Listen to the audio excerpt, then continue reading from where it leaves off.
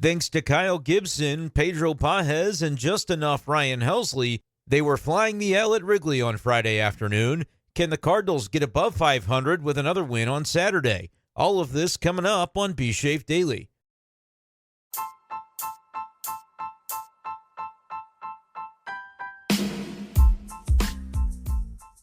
What's going on, everyone, and welcome in to this edition of B-Schaeff Daily. Brenden Schaeffer here with you. It's the evening hours of Friday, June 14th, 2024. How about those St. Louis Cardinals? The rivalry renewed with the Chicago Cubs for another weekend series at Wrigley, the first that we have seen of 2024. And it's off with a bang as the Cardinals get the win 3-0 over Chicago on Friday afternoon. Cardinals moving to a 500 record of 34-34, nestled into second place all by their lonesome in the NL Central standings as we record here tonight. Going to be a shorter episode today just simply because I've got a lot of other content going up on the YouTube channel this weekend. And with all the day games, it's going to be hard to get the window of opportunity to listen to the one and then be able to be ready for the next one with all the games that are going on. So we're just going to make sure we update you on everything that I think you need to know from Friday's Cardinals win over the Cubs. But we'll keep it more brief, and then you can explore some of the other videos that'll be popping up on the channel. A lot of Cardinals stuff, some other St. Louis sports talk as well from the various radio segments that I've been involved in the last couple of days. Appreciate you guys for hopping in and joining me once again. Make sure to hit that subscribe button. If you enjoy Cardinals content every day, all season long, then this is the place that you're going to want to be. And once again, shout out to the B-Schaeff Daily Gang membership. The channel memberships are live on YouTube. Lots of good stuff available as far as perks go, so check out the link in the description. If you're interested in supporting the channel in that fashion, you can certainly do so. I will not try to stop you. All right, let's talk some Cardinals, though. How about this 3-0 win? It was Kyle Gibson once again just absolutely shoving as the Cardinals get the win with some late offensive help by Pedro Pagés. His first career big league homer. Probably could not have come at a better time, not only in the game situation and the historic stadium, but the fact that his parents were in attendance. He had family in the house to watch him in this one. And Pagés put on a show, man. Not only the home run in front of friends and family, but it was one the Cardinals needed, first of all, to win the game. It was a go-ahead RBI. I know they scored a couple of runs later on in the ninth inning. It was a classic Wrigley Field game, though. You couldn't have counted on what was to come in the ninth. To get the homer, to fight the wind the way that Pagés was able to do and land that sucker in the basket. He was really the only one all day that was able to beat the wind because it was absolutely vicious blowing in on Friday afternoon. Some games at Wrigley, the wind blows out. Other games, the wind swirls. Today, it was a straight line wind heading in toward home plate. And Pagés somehow found a way to fight through the jet stream and land that pitch into the basket. Cardinals get the much-needed run there in the eighth inning, which then set up Oli Marmol to go to his bullpen. You can speculate a little bit on whether that was the right move or not, because in the moment, I even thought 88 pitches for Kyle Gibson. He's looked as sharp as can be. Only allowed 2 hits and 1 walk through 7 innings, was cruising along at 88 pitches. 6 strikeouts, and it was the bottom of the order due up for the Chicago Cubs. I would have brought Kyle Gibson back out for the 8th personally, but when I say that, that doesn't mean that it was the wrong decision by Oli Marmol. I think that it's good to have sort of the context for a situation and understand, okay, just because a managerial decision, I may have done something different, or you listening out there may have done something different. Let me know in the comments below your thoughts.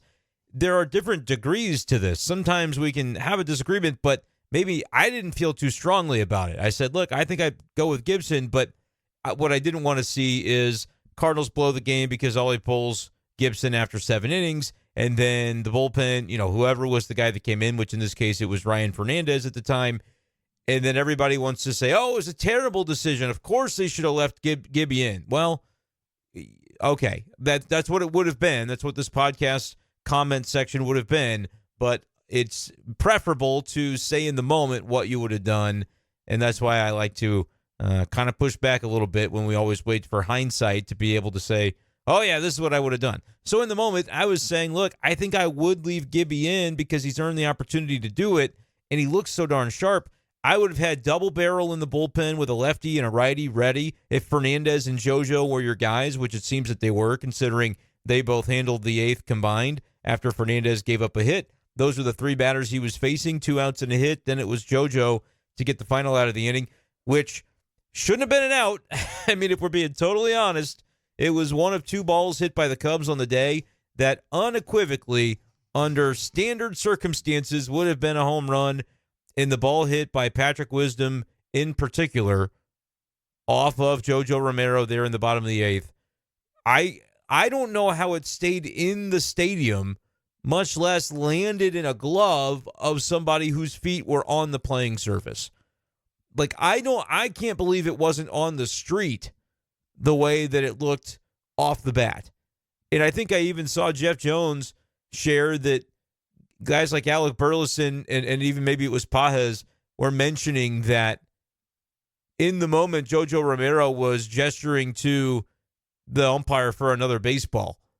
He was so, foregone conclusion that ball was gone. And I said it on Twitter, John Rooney was in mourning. I mean, the poor guy, he saw that off the bat and said, it's a long one. Like, he was trying to mentally prep everybody out there to know that this ball wasn't coming back. And then it did. It did come back. John Rooney couldn't believe it. The elation after feeling like, oh, this one, I can't believe this just happened. The Cardinals just coughed this one up. Classic Wrigley game. The home crowd, they're going to be singing that damn song in a few minutes. That's really how it felt. And then, nope, right cozily into Brendan Donovan's glove there in left field. Just bonkers that it went that way. Let's listen to the Cub broadcast. Call it, because it's kind of funny. Loose. Drilled. Left field. Going back is Donovan near the wall. And he makes the catch. And wow. Oh, boy. And basically, if you missed the Cardinals call on either television or radio, the exact opposite is what you heard. Both Chip Carey and John Rooney going, it's gone. It's going to be, well, they didn't say it's gone, but they said it's a long fly ball, and the tone of voice where it ain't coming back. And then, plop, right into Brendan Donovan's glove it goes, and both Chip Carey and John Rooney are besides themselves with how that even came to be. Well, the answer is the wind, and we saw it all day. Patrick Wisdom robbed. I think the StatCast on it said it would have been a homer in 20 ballparks. You could say 21. It would have been a homer at Wrigley, too, if not for the insanity of the wind. Let's be real. That's a homer in 30 ballparks if all 30 ballparks were under neutral weather conditions or equivalent to what you'd have in a dome stadium.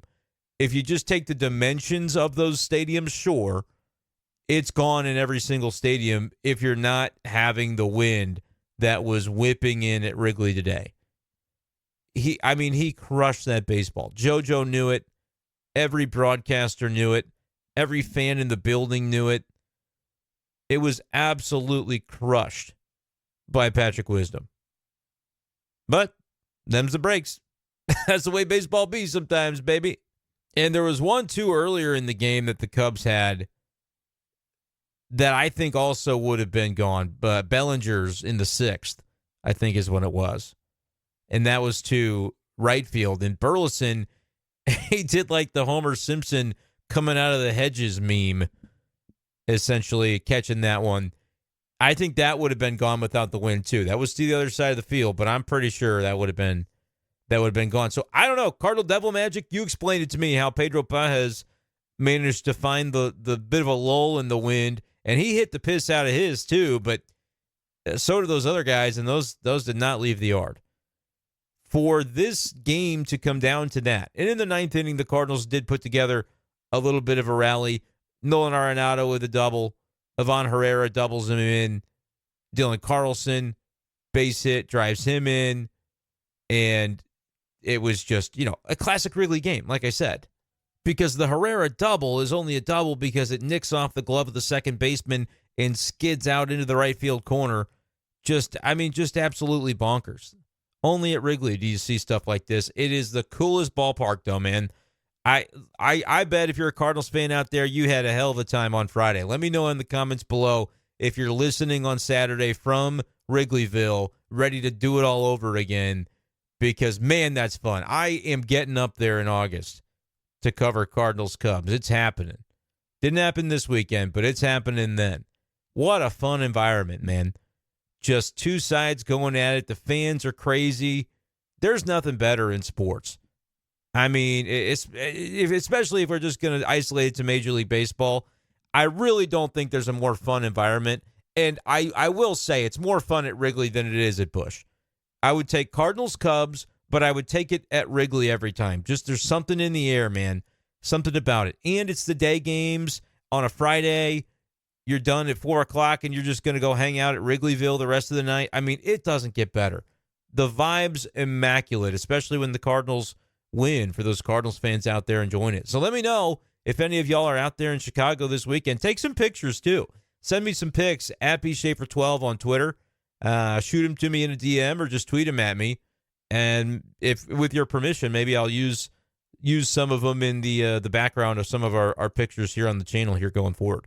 But just a very well-played game by the Cardinals when you consider the pitching side of things, of course. They were able to scratch across some hits. He had 9 hits in the game, only 3 runs. You'd like to think that you could get things going against a starter. You know what? I don't know how Jordan Wicks would have pitched because, unfortunately for him and for the Cubs, he got injured. Oblique discomfort, that's not what you want. That's probably going to be an IL stint. And so you're probably thinking at that point, all right, second inning, Cardinals got a chance to really dig into this Cub bullpen early in this weekend. This could bode well. Wonder who's coming out to pitch for the Cubbies. Oh, no. Oh, dear God in heaven, it's Kyle Hendricks. I mean, that was like a horror film for Cardinals fans, watching Kyle Hendricks walk out of that bullpen. Like, I thought he was gone. I thought we killed him. Nope, he's still around. He's not even that old. He's 34. Be perfect for the Cardinal rotation. But Kyle Hendricks this year, he's been terrible. Coming into this game on Friday, he had an ERA over 9 for the season. ERA above 9. And Jordan Wicks, I mean, nobody wants to see somebody get hurt. He gets hurt, and so you're going, all right, what are the Cardinals going to do with this? Sometimes you see a guy, you prepare for a guy, and then he leaves the game early, and that kind of can throw you off. Okay, who's the long reliever for the Cubs if they need to fill some innings? Oh, holy crap, it's Kyle Hendricks. I mean, just unbelievable. And so I had to send out the tweet. Cardinals fans, damn, that sucks for Wicks, but maybe the Cardinals will now get to the Cubs pen in game 1. Cardinals fans, 10 seconds later, you have got to be shitting me. I mean, pardon my French, but that is the tweet. It felt appropriate to say under the circumstances, right? And people seem to like that one. I had fun with it. But then there was a Cub fan in the mentions there going, oh, no, Cardinals fans must not know how awful Hendricks is. He's terrible. Anybody would be a better option. And I just replied and said, you must be new here. Like, Hendricks hadn't even thrown a pitch yet, I don't think, when that exchange took place. Talk about a ratio, man. My tweet got 113 likes on my reply. Guy got 3. I got him. But then, of course, and he's a random Cubs fan, so why do I care? But it was funny because every Cardinals fan knew exactly what was coming. Cubs fans are feeling, sad because Kyle Hendricks has pitched like crap this year. And so they're like, oh, my gosh, I don't want to see this guy. How do they not remember what he's done to the Cardinals over the years? Like a 2.68 ERA, I think, before Friday's game. Yeah, that went down. That's even lower than it was. He set down like the first 9 he faced. 4 1/3, 2 hits, no walks, just the 1 strikeout. But it's just the random soft contact stuff that, Kyle Hendricks. It's what he's always done to the Cardinals. But he records 13 outs, gives up just a couple of hits, and I think it came in the same inning, and was able to get through that, and suddenly we're on to the 7th. I guess it would have been the bottom of the 6th because the Cardinals were the road team. But yeah, after Wicks went inning and 2/3 and left injured, Kyle Hendricks rolls up. Unbelievable. 2024, and we're still doing this. How funny is it, though, to think about now that the Cardinals won and now that Hendricks threw so many pitches and innings that he's not possibly going to be seeing the rest of this series. 58 pitches, I can't fathom he's back by Sunday. I think that's probably it for him for the series, right? So you can rest easy on that, Cardinals fans, and maybe see the humor in it a little bit. I don't think it would have been very funny to y'all if they had lost the game, but the Cardinals do get the win, so maybe it is a case of all's well that ends well. And you just have to just chalk it up to kind of like, you know what? Paul Skeens, Kyle Hendricks, they're birds of a feather. Cardinals just need to take pitches and try and work counts and get them out of the game as quick as possible. That's what I said they should do to Skeens. You know, Paul Skeens throws 100, has a splinker. Nobody even knows what that is. He throws it 95 and it moves like crazy, diving out of the zone. Well, you know, Kyle Hendricks, he's kind of the same. He throws at 89 and has a 9 ERA on the year. So all you got to do is you just got to survive until this guy's out of the game. And it'll happen eventually. Same strategy, really. Right? Got to be the same strategy. I don't know how it is with this. It just is what it is. It doesn't make sense to try and diagnose it for the Cardinals. But it's like it doesn't matter who the players are on the Cardinals. It's the same every year. When they face Kyle Hendricks, it's lights out, nighty-night. It doesn't matter. It doesn't matter the era. I mean, this has been going on for a decade plus. It just is what it is at this point. There's nothing you can do about it. There's no point in trying to fight it. It's funny today because the Cardinals won the game. It would not be funny if they had lost the game. But get out your Kyle Hendricks grievances in the comments below because I know y'all deserve it. I know y'all deserve a space to be able to vent about Kyle Hendricks. I just thought maybe it was over because he had a 9 ERA. Remember, they took him out of the rotation right before the first Cardinals series, and I said, well, that's your first mistake. Can't do that. Need him in there. And it's like, well, his ERA is 9, Brendan. No. You need him in there because the Cardinals aren't going to do a squat to Kyle Hendricks. And like Goldie, there was one point where Goldie, I don't remember the inning or the count, but he swung at a pitch that was a fastball at 89, and he was early on the fastball at 89. And it's like, Goldie, that's as hard as he throws, man. It's not going to get to you any quicker than that. Cardinals just had to make the adjustments and, couldn't really do it because it's Hendricks and they never can. But anyway, hilarious. I know I talked about it for like 5 minutes, but it was funny to me. I think it can be funny to you because the Cardinals won the game. But let's talk about Kyle Gibson, the Kyle you do want to hear about. First of all, I mentioned that Pagés caught a heck of a game, choreographed the outing, and hit the homer in the 8th. We talked about how the Cardinals picked up some insurance in the 9th. I want to get to the rest of the pitching, and we'll start with Gibby. 7 innings, 2 hits, 1 walk, 6 Ks. Scoreless. His ERA is down to 3.44, folks. Kyle Gibson was a stupendous signing by John Mozeliak. We got to give him his flowers on this one. I just think we have to. He hasn't done everything right. John Mozeliak, listen, if you've heard this podcast enough times, you know that I will call out John Mozeliak when there are things that I just don't think he has done well. When it comes to roster construction or taking accountability to the fan base, public facing, meeting with the media so that he can be that conduit to the fans. I think he's shirked some of those responsibilities. It hasn't been important to him this year. I'm sure we'll see him in Birmingham, and that'll be the first time since opening day that he'll talk in a group fashion to the media. I assume it happens, right? But the one thing he certainly did do, and, we like Sonny Gray, great signing there. Lance Lynn, solid enough signing, but he's got to be better. Cardinals fans are getting a little bit tired of seeing him go 4 innings. They've won all 3 of those games where it's happened, but how long is that going to stay the case, But, Lance Lynn, what he brings to the clubhouse, I don't think anybody's really too upset about the signing. You might not be calling him a number 2, number 3 anymore. I thought he'd be their number 2, and really he's more like their 4, and if Palante throws well on Saturday, that might not even be the right order of operations anymore. But Kyle Gibson has been superb for the Cardinals. I'm just going to walk you through this game log because it's unbelievable. When you talk about eating innings, and he's not doing it with a 4.8 ERA either. He's like 4.7, 4.8 ERA last year. He's got a 3.44 ERA now, and it's after this stretch to begin his Cardinals career. I say Cardinals career because this may not be the only year that we see him. With that option, you're already thinking, that looks pretty tasty, actually. Tantalizing. You might pick that sucker up if things continue to go the way that they've gone so far. Here's Kyle Gibson. 7 innings, 6, 6, 6, 6, 7, 6, 5. It took till May 11th for him to fail to throw 6. I don't know how many guys in baseball were doing that over that stretch the first month plus of the season. But Gibby did it. And even in that game on the 11th, he threw 5 innings, 2 runs, 7 Ks. Had 4 walks. That's too many. That's too many, but it's the only time, well, not the only time. He's done it twice. He gets into a little bit of trouble with walks sometimes. 30 on the season. Has had multi-walk games in all but just a couple. Well, now 3 after today. But 5 innings on the 11th of May, and then he went 6-4.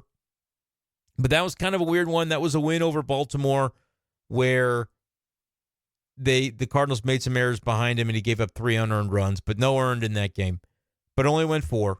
Fair is fair. Threw 84 pitches, so probably could have gotten through 5, but that was a tight game. Remember, at that point, the Cardinals really needed to try to find some momentum, and they got that win. And since then, he's gone 6, 5 2/3, 6, and then 7 today. I mean, Kyle Gibson has been the model of consistency. And again, not doing it with the 4.7 ERA like last year. He's at 3.44 ERA. And if you think about the one truly bad start that he's had all year, well, maybe 2. The one against the Marlins, though, stands out on April 7th when he gave up 6 runs in the first and then gave up 1 run the rest of that outing while throwing 5 additional innings. And then the game against Boston was just another one of those where he had to kind of eat it, and he gave up 8 hits, 5 runs. They were all earned, walked 3, gave up a dinger, traffic everywhere, but still ended up getting through 6 innings in that game, and I believe pitched into the 7th, and that was just a situation where tried to get him through the 7th, and it didn't really pan out. And so he was charged with a couple more runs there later on.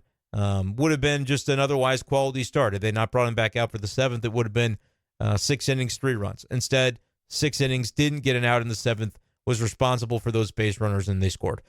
Kyle Gibson has been sensational. I don't know if he's quite on an all-star track because there's a lot of good pitchers in the NL, and you're going to talk about ERA leaderboards. There's going to be a lot of guys under 3.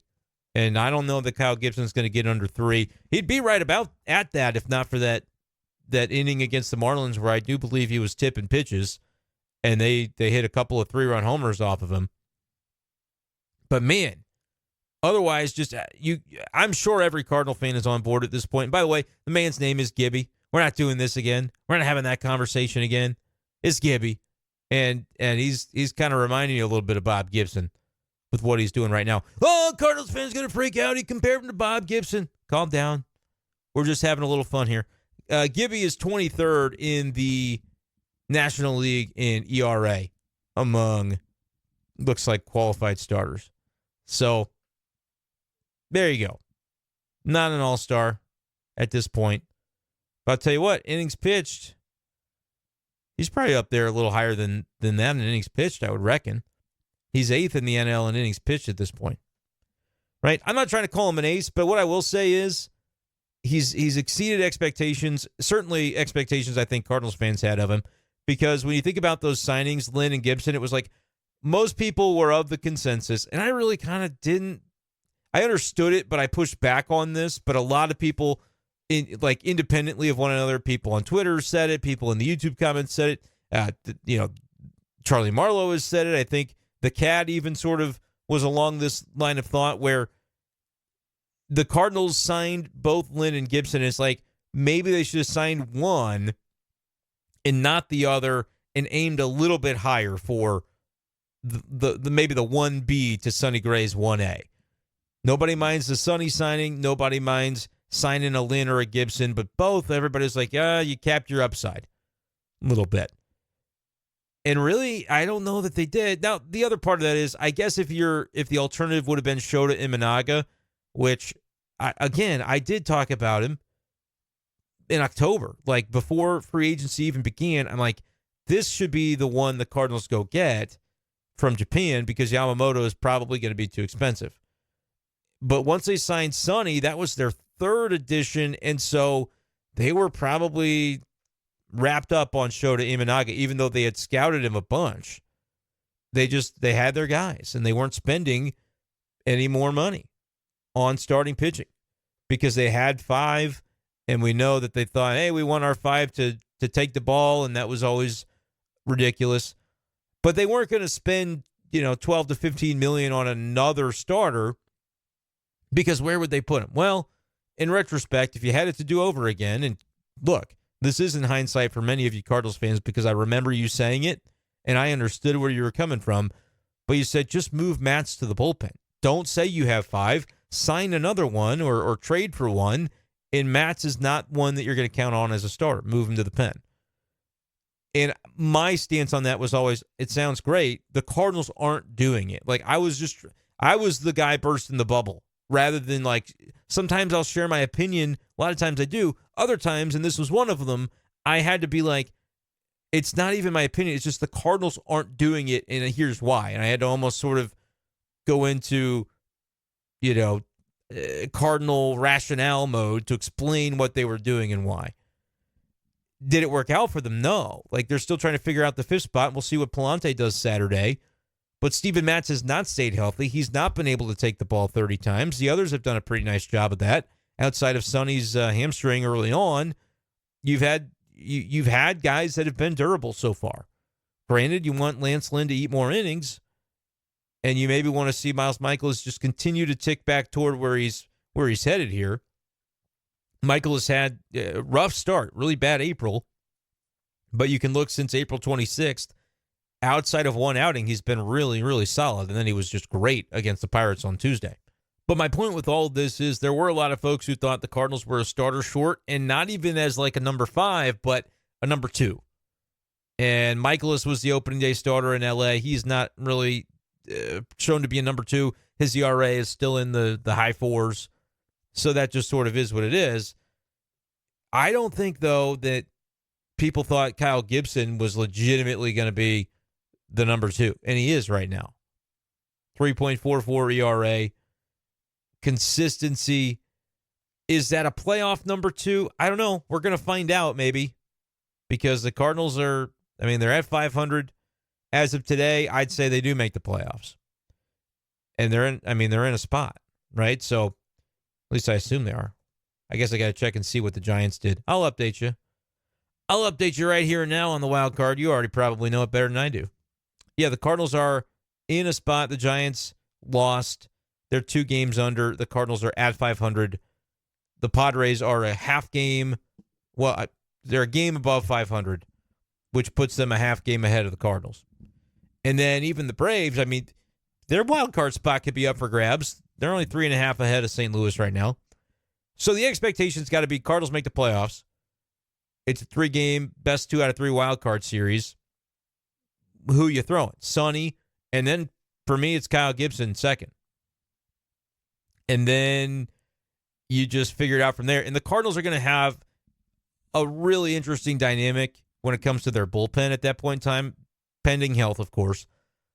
But, I don't even worry about handedness, matchups, whatever, of who I start because the lefties are going to be, by then, Steven Matz might be a viable option in your pen. John King has looked great. We know what JoJo can do. And Libby can be a multi-inning Andrew Miller type when you get to the playoffs.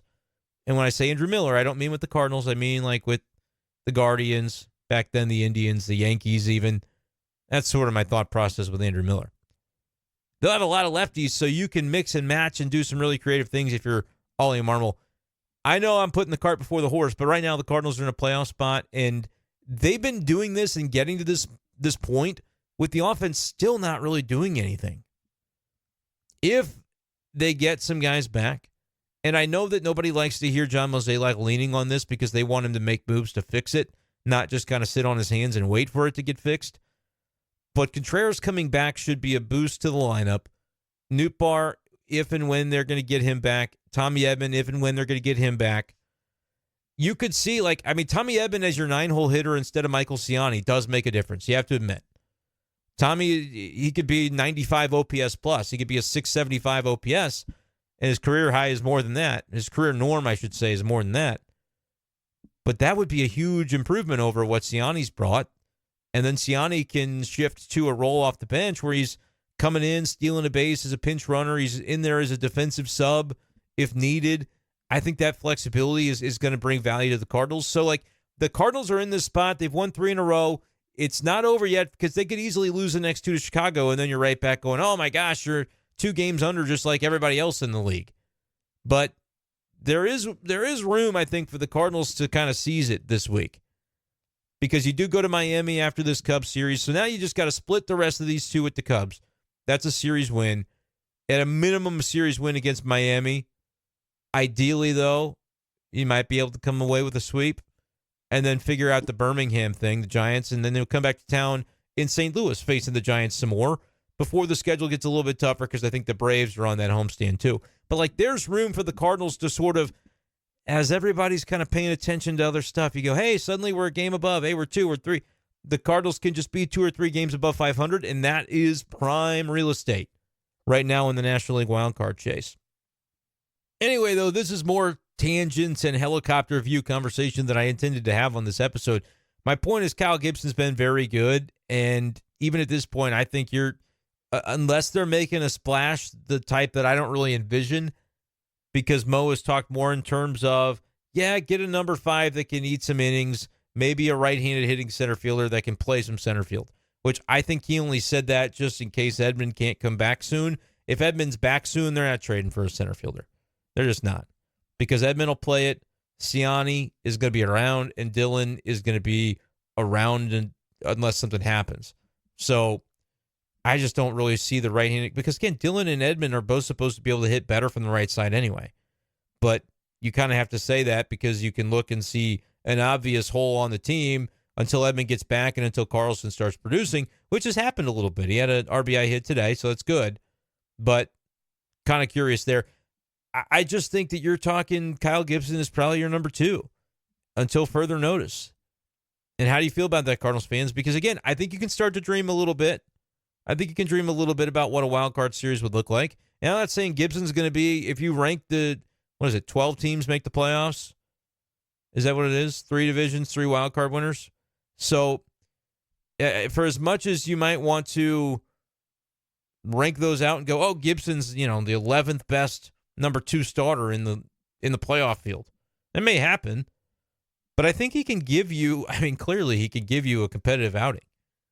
He's been doing it over and over and over again recently for the Cardinals, and it kind of puts a different level of shine, I think, on this team if Kyle Gibson's going to continue to be this kind of player, this kind of pitcher for him. So pretty cool. Let me know what's your impression of what Gibby's doing right now and the Cardinals in general as we talk about a little more playoff concept.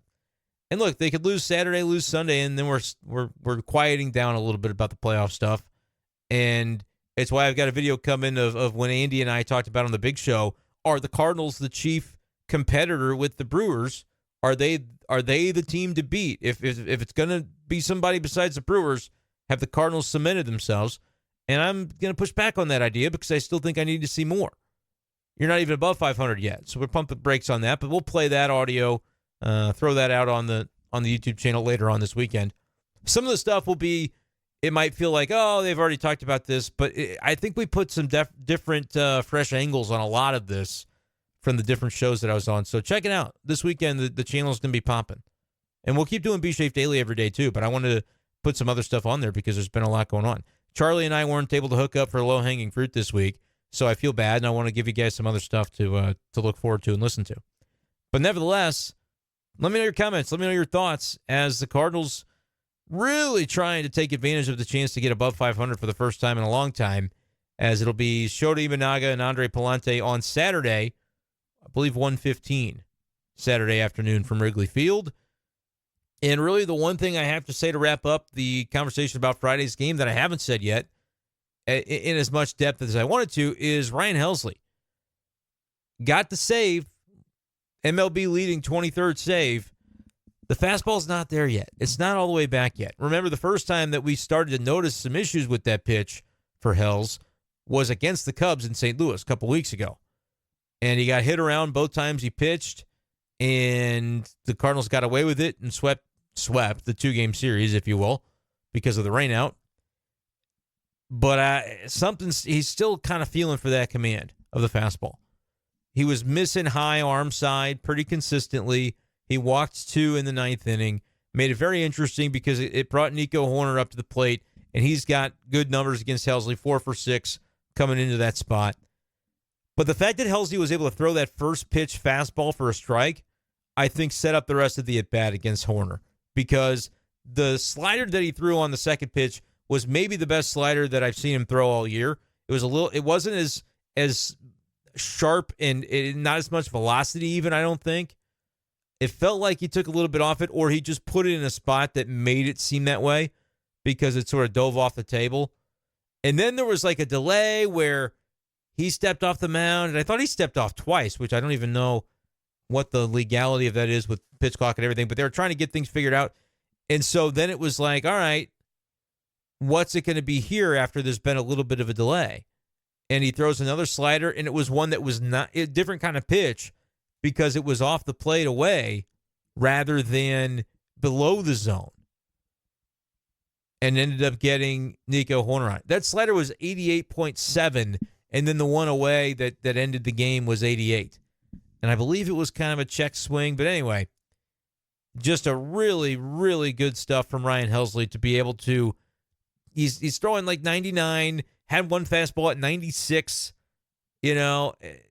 didn't see anything triple digit from him in this one. 99.5 a couple of times, which is nothing to really get too upset about. 99, sitting 99 is just fine. But had a few lower than that, and command was really the main thing. And so was it in his head at all that the Cubs the last time, they were kind of the team that exposed it the first time? Maybe. But what he can do with the slider, even when the fastball's not on, makes him such a weapon. He has been fighting it for multiple weeks now, that fastball command. He's had fits and starts where it's been fine. I think one of them against the Phillies maybe was good. But overall, it's been kind of a hit and miss when it comes to the fastball command. And he's been seeking it for a while, and it hasn't really mattered. He's only had the one game that he's blown it for the Cardinals, and it wasn't even a blown save. It was the one against the Pirates on Tuesday. So, not bad. Could be a whole heck of a lot worse to have your closer go through a prolonged stretch where he's searching for his command, and still the Cardinals have hardly at all paid for it. So, pretty interesting. All right, let me know your thoughts in the comments below. Make sure to hit subscribe to this channel, and you can also follow B-Schaeff Daily on Spotify. But that's going to do it for this edition of the show. Appreciate you guys as always, and we'll talk to you next time on B-Schaeff Daily. Peace.